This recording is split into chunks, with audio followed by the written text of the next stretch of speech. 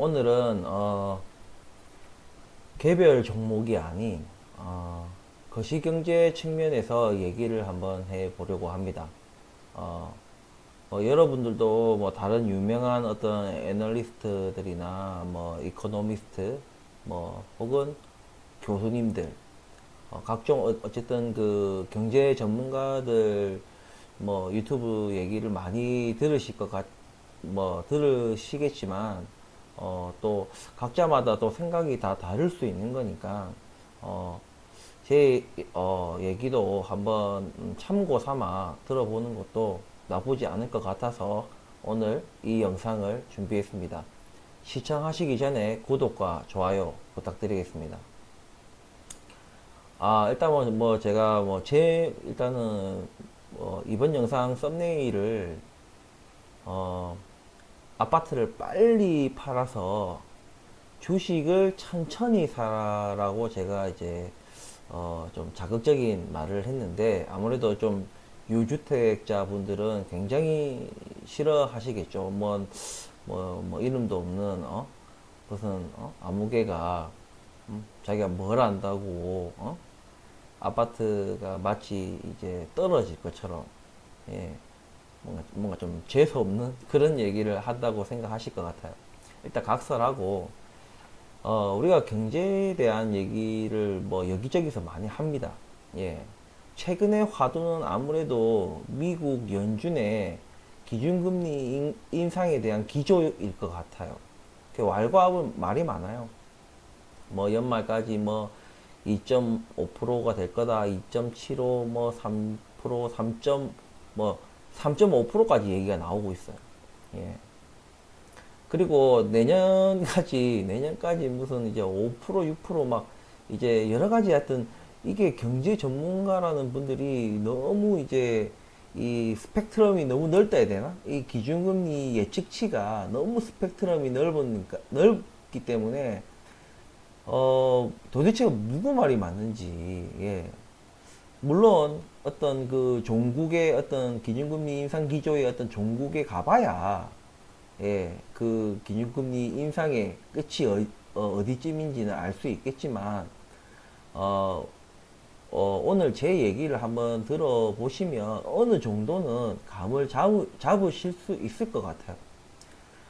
오늘은 제가 좀 차트를 이게 개별 종목이 아닌 이런 이제 나스닥 나스닥 차트를 가져왔어요. 이게 월봉으로 이제 한 10년치 차트예요. 예. 이렇게 제가 저번 영상에서도 말씀드렸다시피 이걸 몇십 년을 이렇게 두고 보면 이때가 언제냐면은 코로나.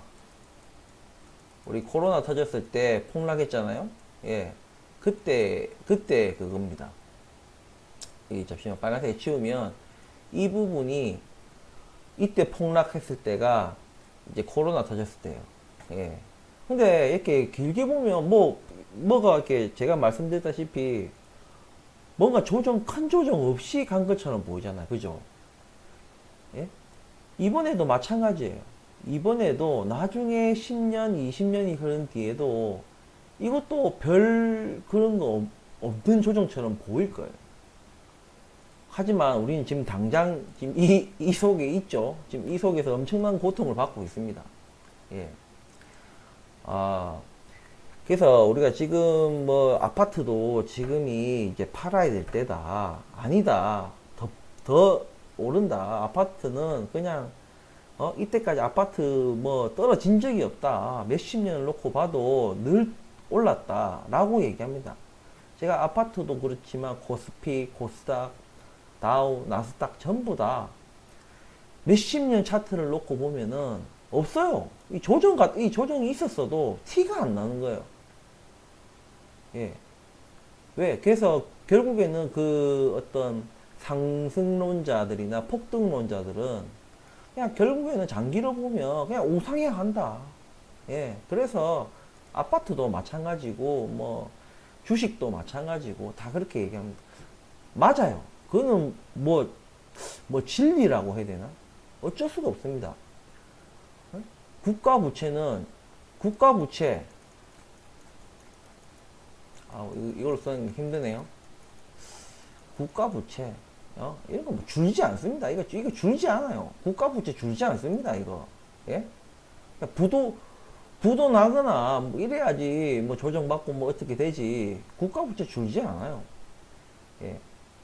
그리고 기본적인 이 경제가 이 개방된 이제 예.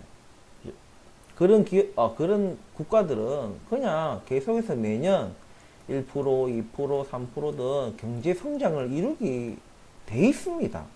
예? 뭐 헌집도 다 부수고 다 새로 짓고 뭐 다리도 짓고 도로도 깔고 이 모든 것들이 다 경제 성장에 들어가는 거예요. 이게 모든 것이 다 들어갑니다. 우리 또 흔히 또 뭐 짜장면 값 얘기 많이 하지 않습니까? 짜장면 맞죠? 짜장면 맞죠? 예, 짜장면이 몇십 년 전에 뭐 500원 했고 뭐 더 오래된 시절에는 몇십 원 했다 뭐 이런 얘기 하잖아요. 근데 지금 뭐 얼마예요? 뭐 못해도 지금 뭐 한 8,000원? 8,000원 안팎 합니까? 예, 8,000원 안팎 하잖아요. 이런 제가 물가는 원래 계속 오른다. 예, 지금 뭐 고물가 이런 얘기 나오니까 지금 이런 얘기를 하시는 거예요. 짜장면과 아파트가 같다. 이런 논리를 펼치시는 분들이 있어요. 이런 논리. 예. 근데, 여러분, 짜장면을 빚내서 먹는 사람 있습니까? 예? 오래된 짜장면, 10년 된 짜장면을, 새로 갓 만들어낸 짜장면과 같은 가격, 혹은 더 비싸게 주는 가격이 있으면 그런 거 없잖아요. 그러니까 아예 성질이 다른 거예요. 짜장면과 아파트는 성질이 다릅니다. 이것을 그냥 같은 물가라는 이 개념으로 놓고 보시면 안 되는 거예요. 예. 짜장면이 자산이에요? 자산 아니잖아요. 아파트는 자산이잖아요. 예. 자산으로서의 가치가 있는 것이잖아요. 짜장면은 그냥 음식이에요. 물가라는 것은 반드시 우상향하게 돼 있습니다. 잠시 뭐 그 나라에 뭐 위기가 왔거나 마이너스 성장을 할 수 있어요. 하지만 그거는 진짜 정말 여기 보는 이런 것처럼 그냥 일시적인 거예요. 설사 국가가 부도나도 마찬가지예요. 국가가 부도가 났다 하더라도 잠시 마이너스 성장을 하는 겁니다. 예. 자, 다시 얘기를 다시 돌아와서 우리가 지금 고물가 시대, 지금 지금 하이퍼 인플레이션을 가기 전 단계, 고물가 시대, 그러니까 인플레이션 시대에 살고 있는데, 이 인플레이션 때문에 지금 이제 초긴축의 시대로 이제 접어들었다 이렇게 얘기를 하고 있습니다. 자, 우리가 이번에 아파트 상승할 때 상승기에 대상승기 아파트 대상승기 때 각종 정부에서 아파트 값을 어떤 억제하기 위해서 각종 그 정책을 냈죠. 예? 26번인가에 뭐 28번인가 한 어마무지하게 규제를 했어요. 예. 물론 디테일하게 보면은 그 정책에 조금 문제들이 있었습니다. 예. 문제가 있었고 부분도 있었고 예. 원래 좀 정책의 어떤 초안대로 밀고 나갔다면 지금보다는 좀 더 억제했을 수도 있다는 저는 개인적인 생각은 해요. 근데 늘 이렇게 뭔가 국민들이 막 징징거리고 이런 부분들이 있으면 조금 이렇게 정부에서 좀 그런 사람들을 조금 이렇게 뭔가 좀 퇴로를 좀 열어주는 그런 부분에서 정책에 약간 구멍을 조금 만들어놔.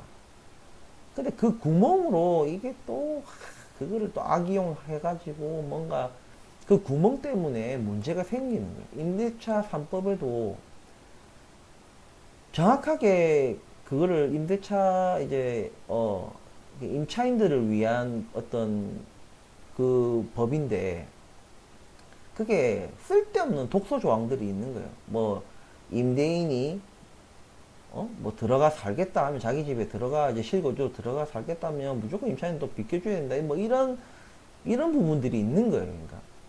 그러니까 하나마나한 법이 되는 겁니다.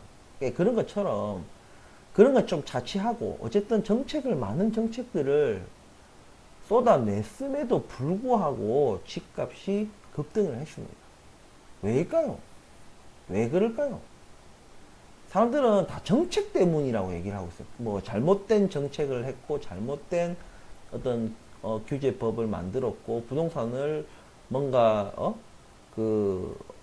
시장 논리에 안 맡기고 이렇게 인위적으로 막으려고 했기 때문에 올랐다라고 얘기를 합니다. 그냥 진짜 정치 노름이에요.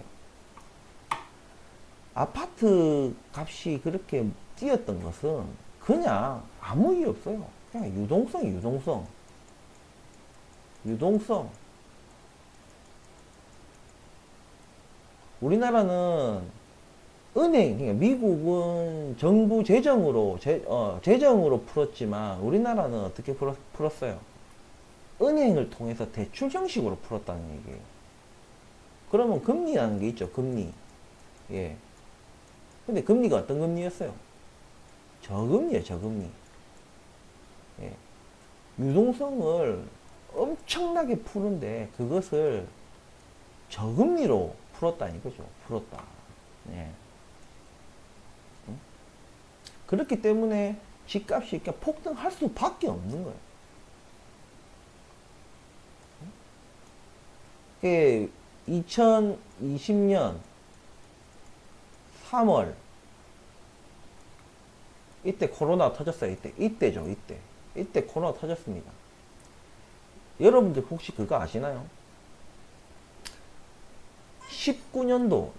2019년도 말까지 집값이 이렇게 좀 하향 안정화되고 있었어요. 예. 뭐 여러 가지 이렇게 지구로도 설정하고 좀 대출을 좀 억제하고 금리도 올렸거든요. 예. 원래 1.25에서 예?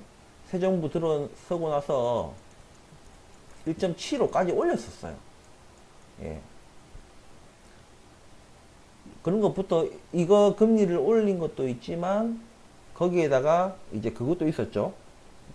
규제책도 있었고 해서 2019년 말까지 아파트 값이 좀 조정이 됐습니다.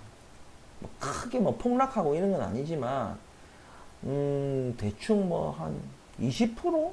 20% 정도 또 한 1년 전보다 한 1년 반 전보다 예, 좀 조정이 왔었어요. 하향 평준화 됐는데 2019년 말부터 이제 좀 지우겠습니다. 지우고 2019년 말부터 미중 무역 전쟁이다 뭐다 해가지고 금리가 이제 좀 불안정하니까 세계 어떤 이제 경제가 불안해지면서 이제 금리를 낮추기 시작했어요. 미중 무역 전쟁이 일어나면 이게 심화되면서 미중 무역 전쟁 이것 때문에 금리를 낮췄어요. 얼마까지? 1.25까지 다시 낮췄어요. 1.75에서 예. 근데 이러고 나서 얼마 있다가 20년도 3월에 코로나 탁 터진 거예요. 코로나. 그러면서 금리가 팍 낮춰서 0.5까지 떨어뜨린 거죠. 예. 무슨 얘기인지 알겠죠? 이제 어느 정도 모든 걸 이제 그때 코로나가 만약에 안 터졌다면 코로나가 터지지 않았고 제로 금리로 가지 않았다면 마냥이라는 건 있을 수 없죠. 맞죠? 하지만 그랬다면 아파트가 왜 이렇게 폭등 안 했을 거란 얘기예요. 예. 그러니까 정책 때문이 아니에요. 정책은 폭등하고 난 뒤에 정책을 내놓은 거였고, 예. 그전에는 그냥 받아들일 수 있을 정도의 부동산 상승폭이었다고. 예. 그랬다면 우리가 지금 아파트 뭐 뭔가 그 뭐 폭락도 걱정할 필요도 없고, 예. 건강한 그냥 조정 정도? 예?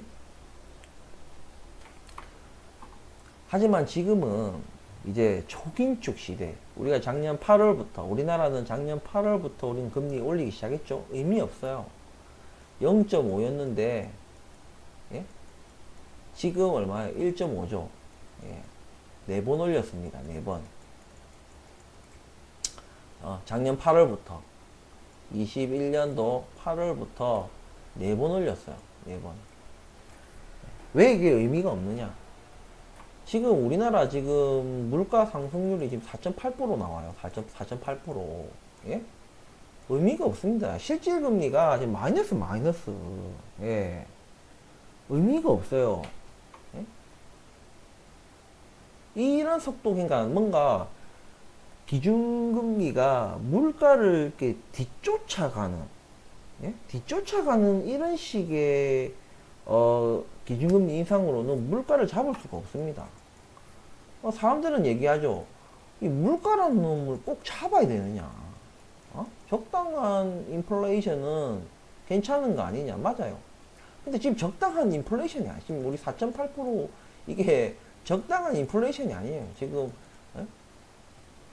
거기다가 지금 원래 전쟁이 안 일어나고 공급 대란이 안 일어났다 하더라도 어느 정도 인플레이션이 일어났을 거예요. 하지만 전쟁과, 예, 이 전쟁과 공급 대란이, 글자를 못 적겠네. 공급 대란이 기름을 부은 거예요. 그러니까.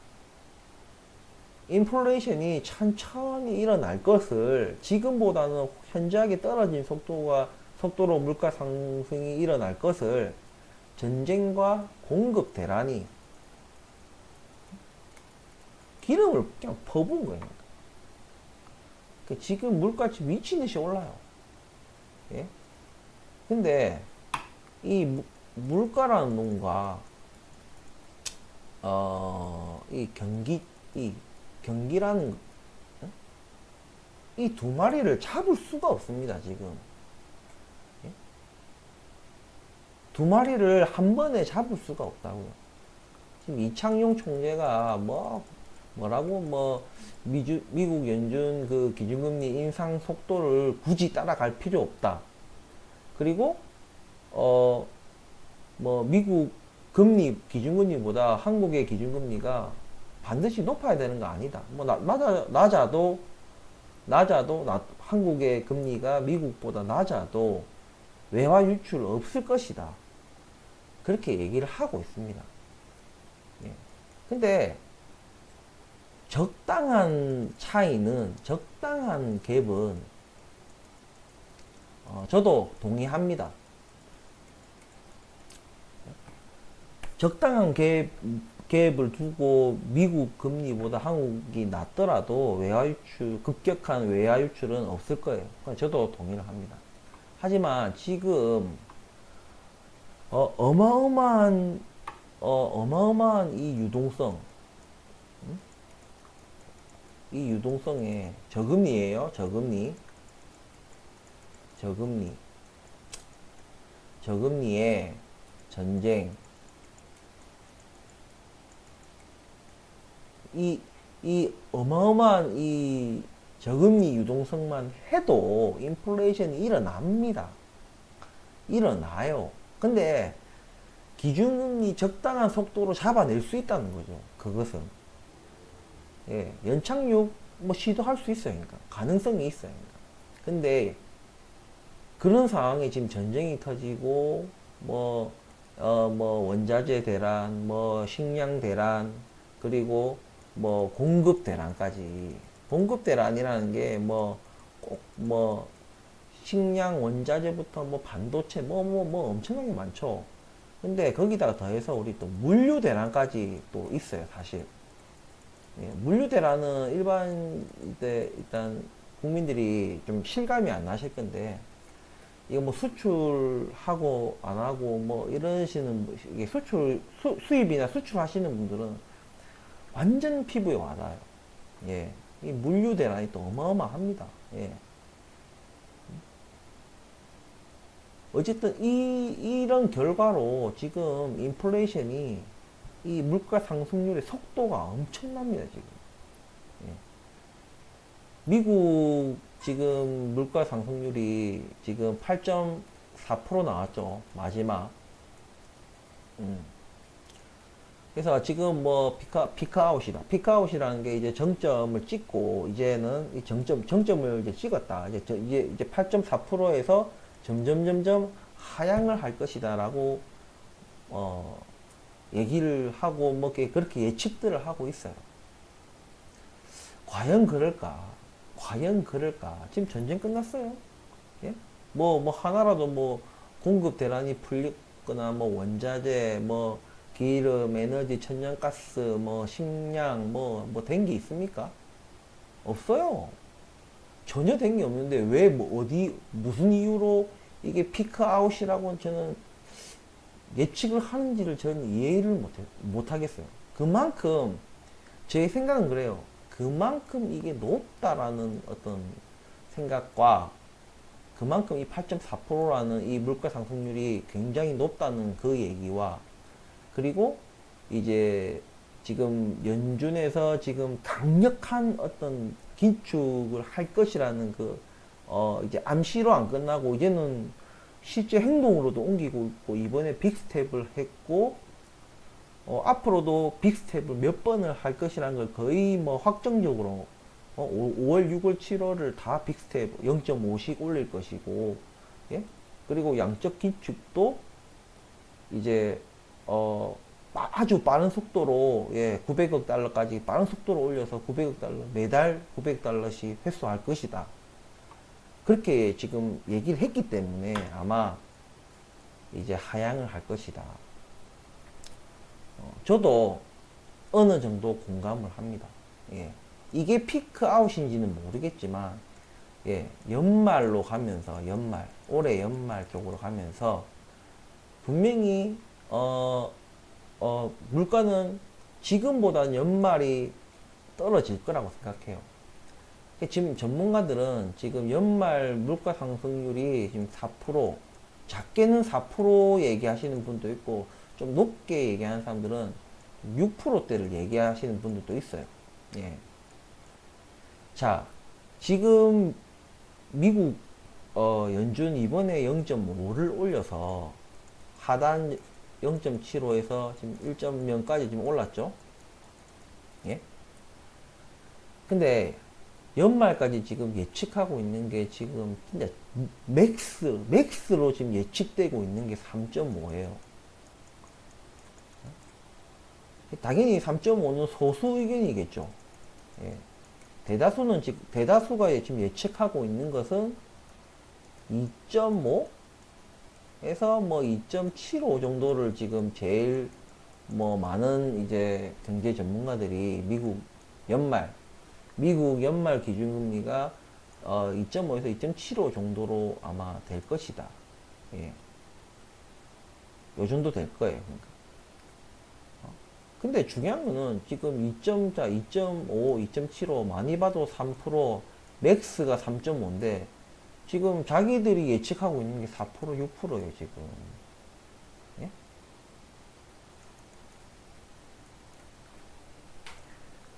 근데 중요한 건 우리가 좀 여기다가 고려해야 될 것은 이제 양적 긴축이 있어요. 기준금리만 올리는 것이 아니라, 예? 기준금리만 올리는 것이 아니라, 기준금리 인상과 동시에 양적 긴축이 또 들어가는 거죠. 그렇기에 만약에 연말 물가 상승률이 4%대가 나온다면 이게 진정이 되는 거예요. 이제 물가 상승률이 이제 내년 되면 확실히 이제 좀 진정이 될 수 있어요. 예.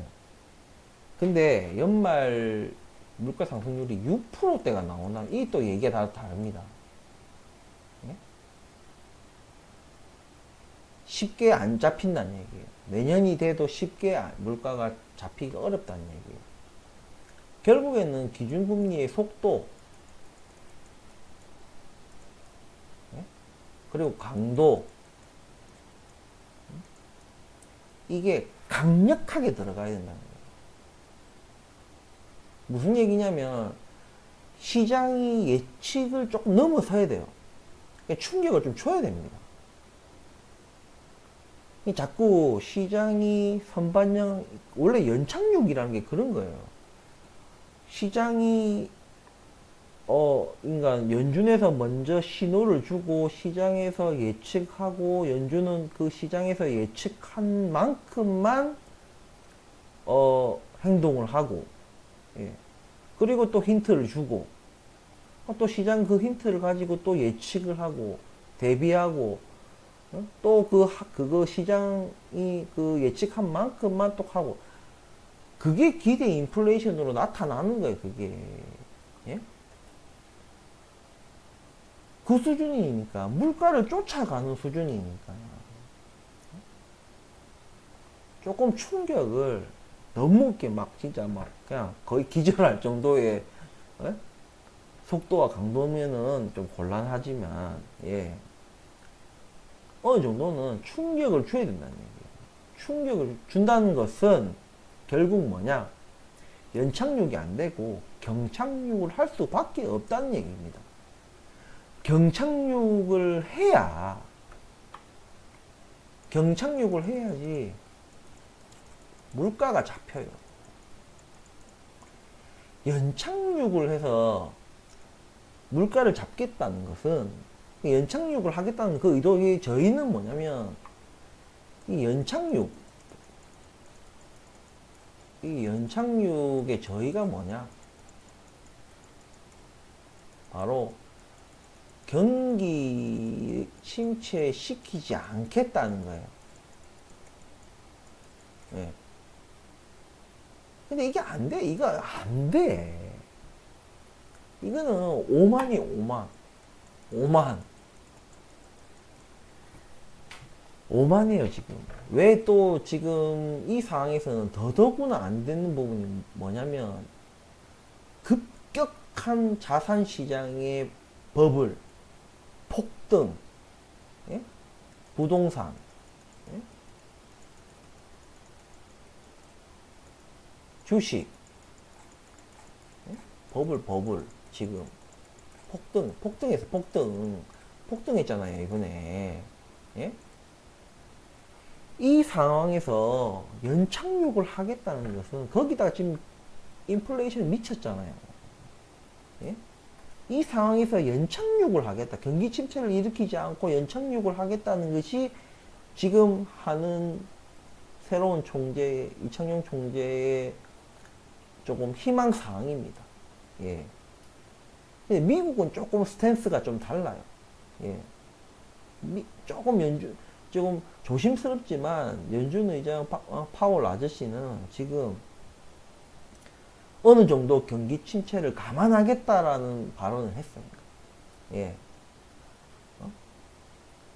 완전 경기가 완전히 망가지는 것까지는 아니겠지만 어느 정도 경기 침체는 자기가 감안할 정도의 어떤 속도와 강도로 기준금리 인상 기조를 이어가고 양적 긴축을 나가겠다는 얘기거든요. 예. 그 충격이라는 게 지금 이렇게 좀 떨어지고 있는 건, 이건 아직 이제 시작이에요. 예. 뭐 차트를 보셔서 아시겠지만 이게 다 충격을 먹은 거예요. 충격. 예? 이 충격을 다 먹은 거예요. 적어도 우리가 이 월봉 차트로 나스닥 기준으로, 예?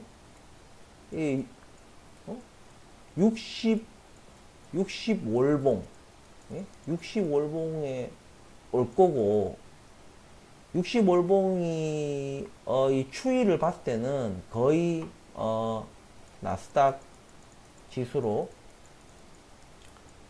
1만 포인트에서 1만 1000포인트 사이가 됩니다. 하지만 경착륙을 할 때는,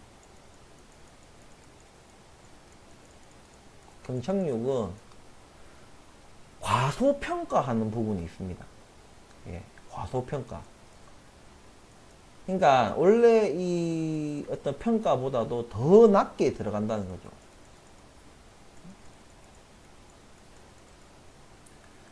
그래서 우리가 좀 심하게 보면 한 9천에서 9천에서 만 정도를 좀 가혹하게 본다면 저는 9천에서 만 포인트까지는 갈 수 있다.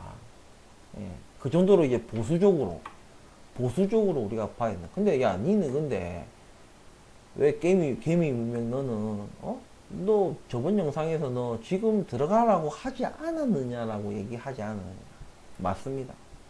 맞습니다. 맞고요. 왜냐면 대신에 제가 들어가라고 했던 이유가 뭐냐면 제가 종목을 제가 네 가지 말씀을 드렸는데 과대낙폭, 예, 과대낙폭한 제가 종목들을 제가 말씀을 드렸고 장기 투자를 하시고, 예, 그리고 분할 투자를 하셔라 말씀을 드렸어요. 즉 여기서 이렇게까지 지금 오늘 지금 저번주 금요일장 마감이 거의 12,000포인트예요. 지금 12,000포인트예요. 근데 이게 가혹하게 9천에서 가혹하게 봤을 때 9천에서 10,000포인트고 그냥 봤을 때는 10,000포인트에서 11,000포인트까지 조정을 받을 것이다 라고 말씀드렸어요. 그러니까 지금으로부터 보면은 약 10%? 10%에서 한 15% 정도, 예, 10%에서 한 15% 정도 조정을 받을 것이다 라고 제가 말씀드렸는데 왜 벌써 얘기를 하느냐. 제가 말씀드렸다시피 전체적인 지수는 평균치잖아요. 예, 평균치예요. 예, 과대낙폭을 한 종목들, 이미 과대낙폭 한 종목들은 물론 조정을 더 받을 수 있어요. 더 심하게 과대낙폭을 할 수도 있습니다. 예. 하지만 우리가 제가 말씀드렸다시피 너무 그렇게 뭐라 해야지 발바닥을 잡으려면 아닙니다. 발바닥을 잡기보다는 장기 투자, 분할 매수를 통해 가지고 평단을, 예, 최대한 낮추는 작업이 필요한 거예요. 그래서 제가 그렇게 말씀을 드린 거예요. 그래서 여러 가지 지금 보시면은 그냥 가상의 선을 그리면 이렇게 될 거고, 얘 60일선은 이렇게 올 거고, 한 이쯤에서 만날 거고, 이걸 대충 그어보면은, 대충, 뭐, 9천, 막, 한 만, 이게 한 10,000포인트 될 거예요, 10,000포인트. 이 선이. 예. 그래서 이 10,000포인트를 기준으로 아래로 떨어지면, 좀, 과소평가하는 부분이 있다. 예. 그래서 가혹하게 9,000포인트까지는 보셔라. 예, 9,000포인트면 여기죠, 여기. 예. 이런 어떤 레인지를 가지고 분할 매수를 나가야 된다, 그죠? 예. 근데, 여러 가지 또 변수가 있지만은, 제가 지금 또 사라고 한 이유는, 일시적인 좀 반등이 올 수 있는, 지금 2분기에 제가, 좀, 방송을 열심히 들으시는지 모르겠지만 5, 6, 7월에 제주껏 분할 매수를 해라 했고 연말 4분기에 비중 조절해야 된다.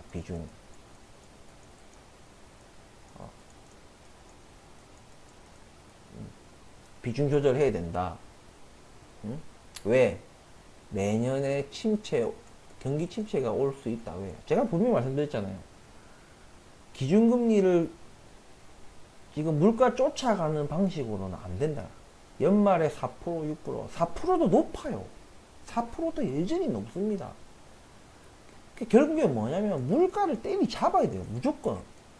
물가 안 때리잡고는 경기 부양은 없어요. 예. 물가는 물가대로 못 잡고 경기는 경기대로 침체되고 이래 될 수 있다니까요. 예? 그게 스태그플레이션이잖아요. 예? 그래서 물가를 잡아야만 경기 부양을 할 수 있습니다. 근데 물가를 안 잡고는 경기 부양할 수가 없어요. 이걸 할 수가 없어요. 그래서 물가에 지금 다들 전 세계가 지금 예? 촉각을 세우고 있는 부분이 그런 부분이에요. 예? 근데 물가를 잡으면서 경기 위축시키지 않도록 하겠다는 건 이건 오만함이에요. 자기가 신이 되겠다는 어? 그런 중앙은행장들은 빨리 교체해야 돼요. 진짜 나라를 위험하게 만드는 겁니다. 자, 다시 얘기 들어와서 자, 2분기에 제가 5, 6, 7월에 분할 매수를 하고 4분기에 비중 조절을 해라. 이게 줄여라. 예. 팔아라. 일부를 좀 팔아라. 이게 차익 실현을 해라는 얘기예요. 이런 시나리오가 있으니까. 예. 무슨 말 알겠죠? 그러니까 2분기 때 이렇게 떨어졌다가 4분기까지 올랐다가 다시 내년에 하락하는 국면이 있을 수 있습니다. 요 시나리오 때문에 제가 이렇게 말씀을 드린 거고, 두 번째는 그냥 내년까지 갈 필요도 없는 거예요. 그냥 지금 그냥 개박살 나는 겁니다. 하지만 또 경기가 또 개박살 나면은 또 아무리 물가를 잡는다 해도 개박살까지 나면 안 되는 거죠. 예. 경기 침체까지는 오케이. 어느 정도의 경기 침체는 오케이. 하지만 경기가 개박살 났다 하면 안 됩니다. 하지만 우리는 그 개박살마저도 우리는 생각을 해야 되는 거야. 그냥 여기서 그냥 쳐박는 거야, 그냥. 예. 여기서 우리가 지금 예측한 10,000포인트, 9,000포인트 깨고 막 더 박살 나는 겁니다, 이게. 더 아래로. 예. 왜냐? 그거는 이 기준금리와 양적 긴축의 컨트롤이에요. 예. 그 어떤 한계점, 거기서 자칫 잘못된 신호와 잘못된 스텝으로 한 발짝 딱 가면 거기서 바로 그냥 경착륙이 일어나는 거예요. 그러니까 경기가 훅 가는 겁니다. 이런 전체적인 우리가 기준금리에 따른 인상에 따른 스탠스를 우리가 봐야 되고, 예? 그런 측면에서 제가 이런 거시경제적인 측면, 예, 다시 정리하면 2분기 지금이죠. 2분기 때 쳐봤고 5, 6, 7월 그리고 어느 시점 돼서 이제 5, 6, 7월 하다가 5, 6, 7월 해서 어느 정도 완곡하게 또 다시 올라온다는 거죠. 이게 올라온다는 거죠. 언제까지? 올해 4분기. 4분기 정확히 언제? 그건 알 수 없어요. 4분기까지. 예. 뭐, 제 방송을 계속 들으시면 뭐 어느 정도 제가 신호를 제가 나름대로 드리겠죠. 그 다음에 다시 내년 되면 경기 침체. 예. 근데 이 경기 침체가 이 성질에 따라서 또 얼마나 길게 갈 건지는 그건 또 어느 정도 그때 가서 좀 여러 정황을 봐야지 좀 우리가 또 좀 예측을 할 수 있겠죠. 일단 이 시나리오 때문에 제가 지금 매수해라 이거죠. 지금 분할 매수해서 평단을 낮춰라. 그리고 4분기 돼서 올라갈 때 팔아라 이거죠. 일부 팔든지 전부 팔든지. 그리고 내년에 경기 침체가 오면 다시 매수 들어가는 거죠. 예. 분할 매수, 장기 투자하고 분할 매수하는 이유가 그런 거예요. 예. 두 번째는 지금 5, 6, 7, 이래 되는 거예요, 그냥. 골로 가는 거지, 이렇게 그냥. 아예 막. 골로 가고 내년 어느 시점까지 계속 이게 한마디로 매를 그냥 먼저 맞는 거예요, 그냥. 이렇게 될 거를 그냥 한 방에 그냥 매 다 쳐맞고 그냥 두드려 맞고 그냥 맞을 거 다 맞고 털 거 다 털고 그냥 작살나고 뭐 부도날 기업도 다 뭐 좀비 기업도 다 자빠지고 그냥 다 작살나고 막 그냥 썩은 살 다 도려내고 그 다음에 점점 안정화되고 다시 오르는 어떤 경기 부양을 모색할 수 있다는 거죠. 이 방법이든, 이거는 뭔가 샀다 팔았다 다시 사는 거고, 이거는 사고 사고 사고 사고 사고, 어? 장터로 가는 거예요. 이거는 기본적으로 장투와 분할을 안 하고서는 장이 굉장히 지금 어려운 장이에요. 그리고 여러분이 꼭 아셔야 될 것은, 이렇게 물론 거시경제의 큰 파도는 피할 수 있는 개별 종목은 잘 없어요. 하지만 그 속에서도 꼽히는 종목들은 반드시 있기 마련입니다. 어떠한 이 하락장에서도 꼽히는 종목들이 있습니다. 예. 혹은 꽃은 안 피더라도 하락방어를 잘 하는 종목들이 있어요. 예.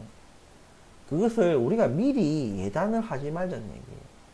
그래서 제가 오늘 제목을 아파트를 빨리 팔아서 주식을 천천히 사라라고 제가 제목을 단 거예요. 이제 아파트는 끝났어요. 이제 끝. 왜? 아파트가 이렇게 폭등한 이유는 폭등한 이유 정책 아니에요. 이거 아니에요. 규제 아니에요. 아니야. 아파트 폭등한 이유는 뭐다? 그냥 다른 게 없어요. 유동성, 저금리, 이거. 예? 이거예요. 한마디로 말하면 돈을 막 디립다 부으면 대통령 할애비가 무슨 규제를 펼쳐도 아파트 값은 폭등할 수밖에 없다는 거죠. 왜? 다른 나라 보시면 되는 거예요. 미국 보시면 되잖아요. 미국 폭등했잖아요. 걔네들 규제했습니까? 무슨 정책을 스물 몇 개 아파트값 못 오르게 정책을 냈어요? 규제를 했습니까? 독일, 호주, 뉴질랜드, 예? 중국,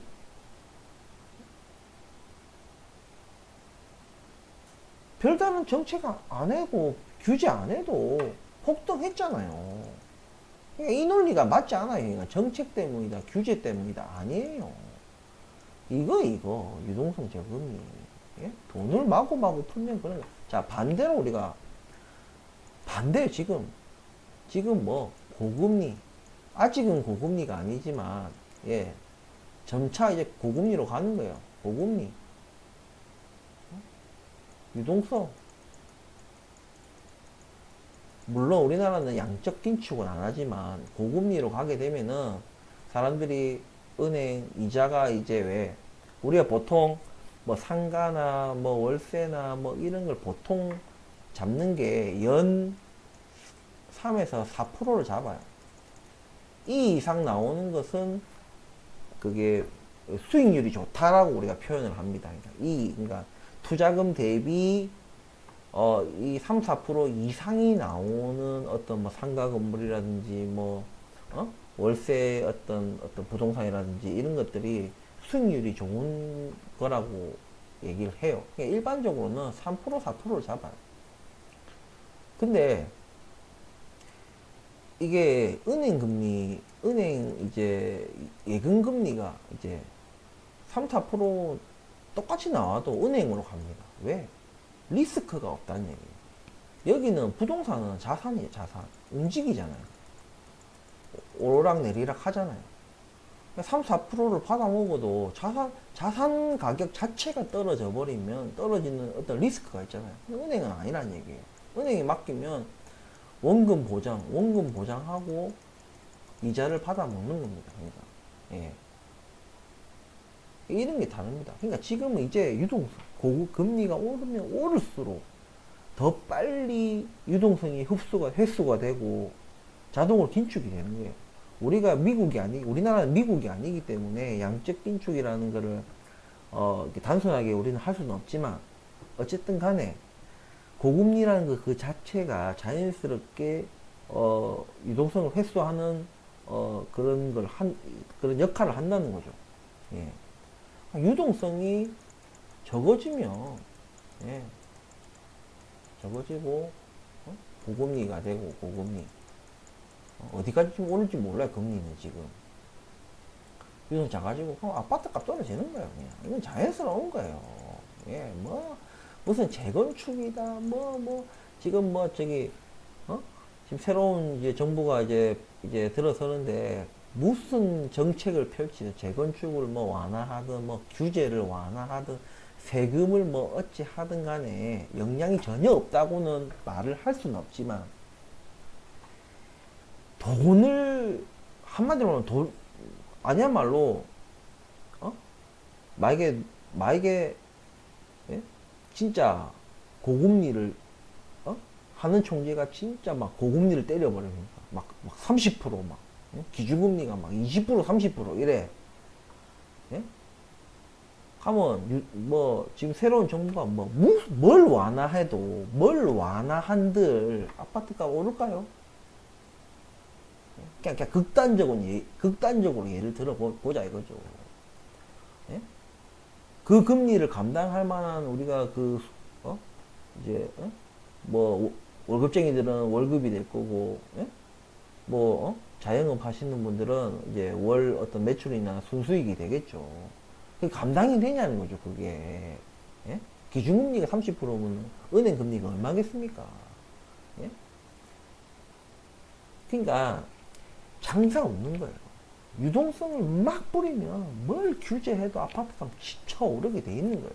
미친 듯이. 하지만 우리가 간과했던 건 뭐냐면 코로나라는 게 터질 줄 아무도 몰랐던 거예요. 이 지구상에 아무도 몰랐던 코로나가 터졌기 때문에 예기치 못하게 제로금리라는, 예, 저도 처음 보는데, 예? 이런 게 나오는 게 금리가 제로인데 당연히 아파트 값은 폭등할 수밖에 없는 거예요. 이 제로 금리 상태로 우리가 거의 1년 반 넘게 우리가 유지해 왔잖아요. 인플레이션이 당연한 건데 지금 인플레이션이 좀 심각한 상황이 되죠. 이제 거기다가 이제 전쟁과 공급대라 물류대라 이런 게 다 더해지면서, 예? 그러니까 지금 이제 유동성을 걷어들이게 되면 그냥 아파트 값은 처박습니다. 근데 왜 아파트 처박으면 주식도 처박는 거 아니냐? 그렇죠? 같이 처박아요. 근데 엄연하게 따지면 같이 처박는 게 아니죠. 주식이 선행을 합니다. 왜? 주식은 가벼워요. 아파트보다 가볍습니다. 가볍기 때문에, 예, 금방금방 그 영향을, 예, 금방금방 받아요. 시장의 그 심리를 즉각, 하루에도 막 훅훅 올랐다가 내렸다. 예? 그렇게 즉각, 반영을 한다는 거죠. 즉각 반영을. 주식이 먼저 선행을 하는 거예요. 주식이 이렇게 쳐받고, 아파트는 느려요. 무거워요. 예, 천천히, 이렇게 이래 떨어지는 거예요. 이렇게 천천히 떨어지는 거예요. 주식은 확 올랐다가 퍽 떨어집니다, 이렇게. 그렇다가 얘는 아파트는 계속 떨어지고 있는데도 주식은 다시 금세 또 회복이 가능한 게 또 주식인 거예요. 응? 그래서 아파트를 지금 빨리 팔아라. 이제 떨어진다. 예. 아파트는 이제 떨어지기 때문에, 예? 진짜 자기가 아파트를 진짜 지금 실거래가에 비해서 엄청나게 낮은 가격에 샀다. 그럼 들고 계세요. 떨어지봐야 그까지 떨어지는 건 아니니까. 예. 조정 받아봐야, 예, 아파트 값이 조정 받아봐야 30%, 맥스 50% 아닙니까? 예. 자기가 지금 호가의 절반 가격에 샀다 하면 버티시면 되는 거예요. 손해볼 건 없으니까. 예. 그렇지 않고 연끌에서 어떤 고점 부근에서 샀다 하면 팥이 빨리 정리하셔야 돼요. 빨리 빚 정리하셔야 돼요. 자, 쎄 빠지게 벌어가지고 은행에 다 갖다 바치는 수가 있어, 진짜. 그냥 아파트 값대로 떨어지고, 월 수입은 은행에 다 갖다 바치고, 대출 갚는다고 다 갖다 바치고, 미래가 없잖아, 미래가. 어찌됐든 간에 아파트를 그렇게 좀 고점이나 연끌에서 좀 패닉 바잉 해서 뭐 이렇게 좀 고점 부근이나 고점에서 뭐 한 10% 20% 상간에 사신 분들은 정리하는 게 맞다. 예. 정리하고 주식을 천천히 그 돈 또 큰 돈 생겼다고 바로바로 뭐 덜컥덜컥 사면 안 된다. 제가 분명히 말씀드렸어요. 그러니까. 예? 전 재산이 만약 1억이다 치면 이거를 뭐 2천만 원, 1,500만 원. 예. 1억을 가지고 있을 때 이 2천만 원 먼저 딱 매수 들어가는 게 이게 뭔가 비중이 좀 작아 보이거든. 보수적으로 장기로 하시는 분들은 그렇게 덜컥덜컥 사시면 안 되는 거예요. 예. 그러니까 제가 내년까지, 예. 왜냐면 우리가 시나리오가 제가 해서 4분기까지 반등 잠시 줬다가 다시 내년 되면 경기 침체를 일으킬 확률이 높다. 예. 왜? 비중금리가 엄청나게 올라가기 때문에, 예. 물가를 잡기 위해서는 그럴 수밖에 없기 때문에, 예.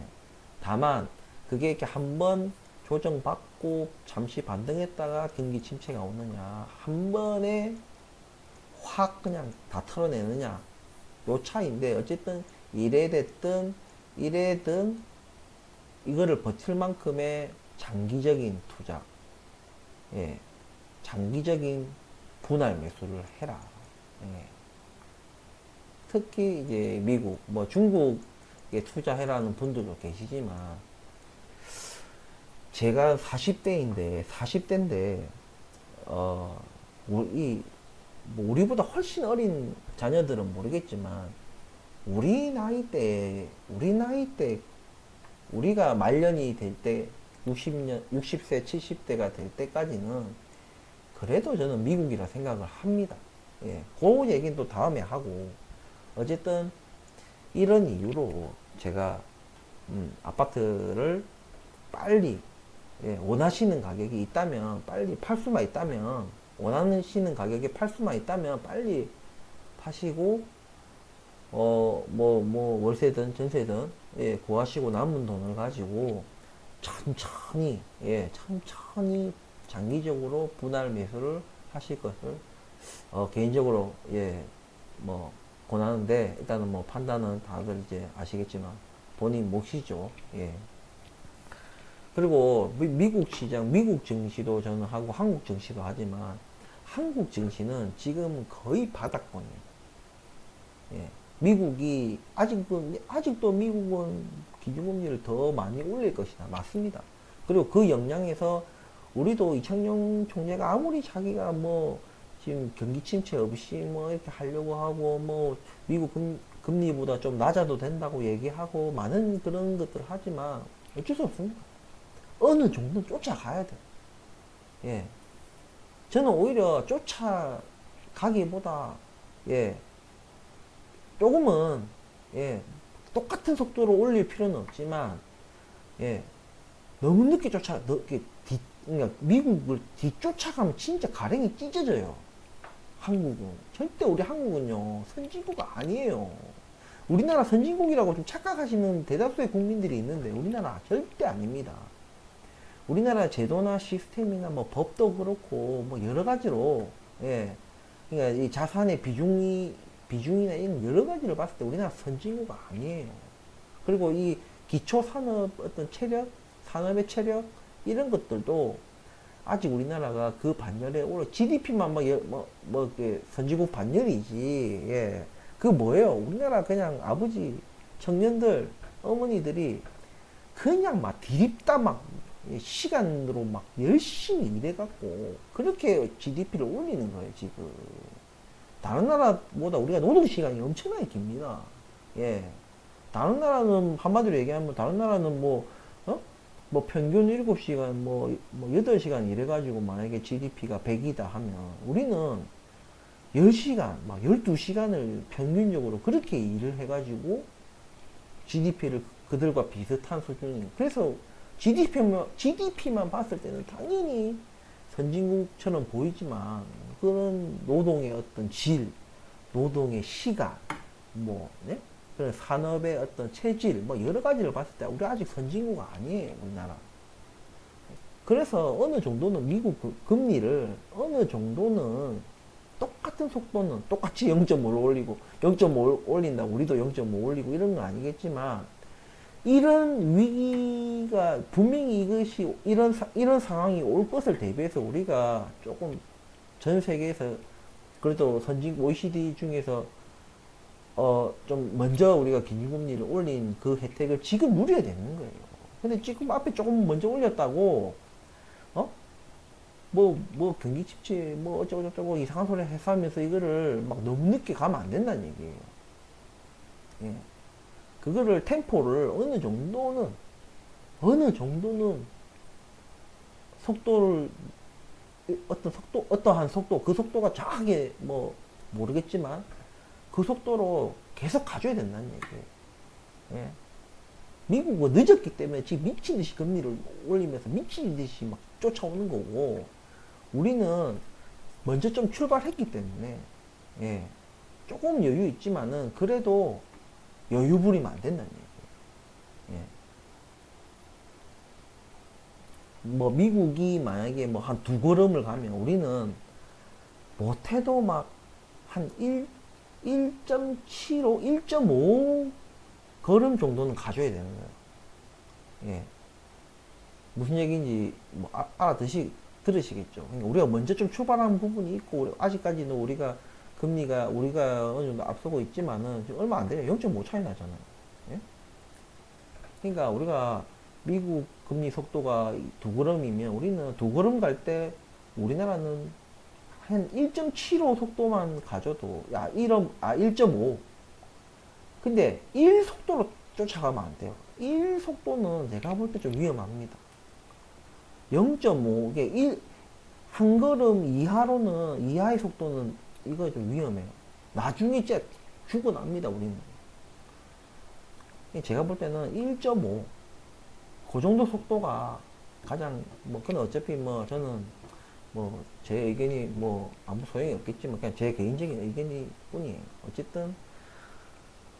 어쨌든 이랬든 한 걸음이 됐든 1.5 걸음이 됐든 어쨌든 미국을 쫓아갈 수밖에 없는 그게 우리나라 한국이고 어쩔 수 없는 부분이 있다.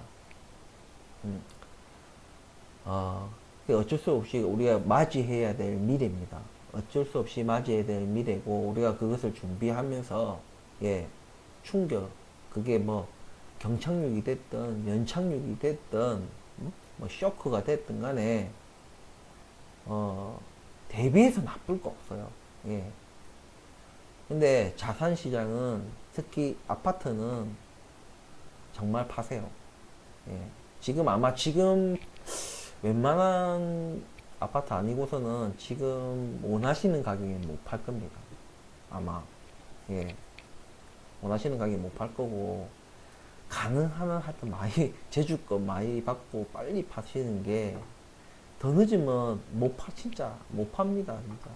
이제는 옛날 생각나서 옛날 한창 그 부동산 오를 때 그 호가들, 그게 생각나서 더 못 팔아요. 예. 예. 더 진짜 이게 뭔가 진퇴양난의 어떤 상황에 좀 치닫기 전에 특히 이 레버리지 많이 일으키신 분들, 빚이 많으신 분들, 자기 소득에 대비해서 좀 빚이 많으신 분들은 특히나 더 빨리 뭔가 빚 정리를 좀 하셔야 돼요. 예, 대출을 줄이든 완전히 없애지는 못하더라도 줄이더라도 어쨌든 좀 하셔야 되고, 고점에 또 사신 분들, 부동산 고점에 돈 많으신 분들은 떨어져도 상관없으니까. 그렇지 않은 분들은 좀 고점에 사셨다, 자기가 좀 고점에 산 것 같다, 그러신 분들은 좀 정리하시는 게, 빚도 줄이고 아파트를 팔고 아니면 세 채 네 채 있으면은 좀 뭐 아파트 수를 좀 줄인다든지 해서 어쨌든 좀 줄이셔야 되고, 그 줄이신 돈을 가지고 어느 정도 다 정리가 끝나고 나셨으면 그런 여윳돈을 가지고 천천히, 예, 천천히 분할 매수를 주식을 해 나가셔라. 뭐 종목에 대한, 개별적인 종목에 대한 얘기는 제가 또 영상을 계속 올릴 거니까 뭐 들어보시고 뭐 마음에 드는 종목이면 또 같이 또 매수해서 또 우리가 또 좋은 수익을 또 내볼 수 있는 그런 게 또 됐으면 좋겠습니다. 오늘 영상이 좀 뭐 구구절절 좀 뭐 말이 또 샜다가 돌아왔다 샜다가 돌아왔다 했는데, 제가 대본 없이, 예, 즉흥적으로 제가 하는 거기 때문에 조금 말이 좀 늘어지는 부분들이 있어요. 예, 대본이 없기 때문에 뭐 그런 부분이 있으니까 좀 그런 부분을 좀 이해하시고, 제가 일단은 뭐 그냥 출퇴근할 때 약간 편하게 뭐 샤워할 때나 뭐 이게 그럴 때 조깅할 때 산책할 때 그때 그냥 가볍게 그냥 참고로 듣는 그런 방송으로 들으시면 좋을 것 같습니다. 오늘 뭐 긴 영상 끝까지 시청해 주셔서 뭐 감사하고, 예, 오늘 또 방송이 도움이 되셨다면, 예, 구독과 좋아요 부탁드리겠습니다. 예, 감사드리면서 또 다음 영상으로 또 뵙겠습니다. 예, 감사합니다.